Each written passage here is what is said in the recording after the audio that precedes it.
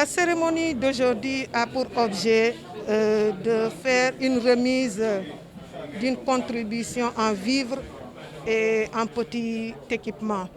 Donc ce geste a été fait grâce à l'appui du peuple américain à travers l'USAID, qui a bien voulu accepter que des réaménagements puissent se faire en faveur de ces populations qui sont retournées, mais qui vivent dans des conditions très difficiles.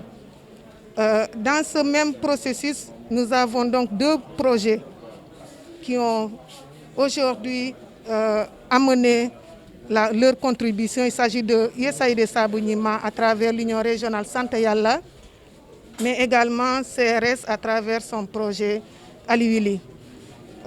Pour l'appui de Santa Yalla, c'est des vivres composés de riz, de sucre, d'huile.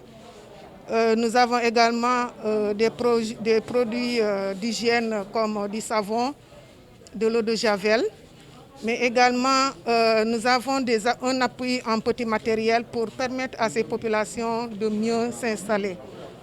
Et avec le projet Aliwili, avec CRS, il y aura un mini-forage qui sera mis en place et également 4 latrines qui vont être construites à Bissine et aux alentours.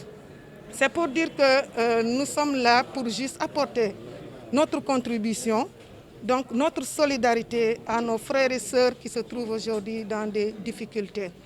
Nous savons tous que cette situation a perduré et aujourd'hui nous avons, j'ose dire que on peut espérer que nous nous lançons ou bien nous cheminons vers la paix définitive. Pour ce faire aussi, nous avons besoin de continuer dans la solidarité, dans le soutien mutuel, mais également que tout un citoyen puisse faire attention, mais que tout un citoyen aussi puisse être sensible à la préoccupation et aux difficultés de certaines populations.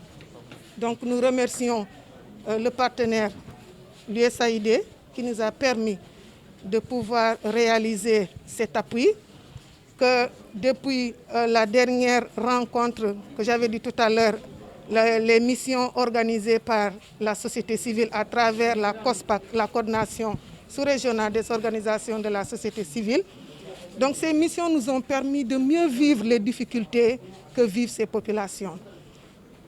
À l'entendre, c'est parfois un peu difficile de comprendre, mais en restant avec les personnes qui vivent dans ces difficultés, qui vivent au quotidien dans des difficultés, c'est un peu difficile.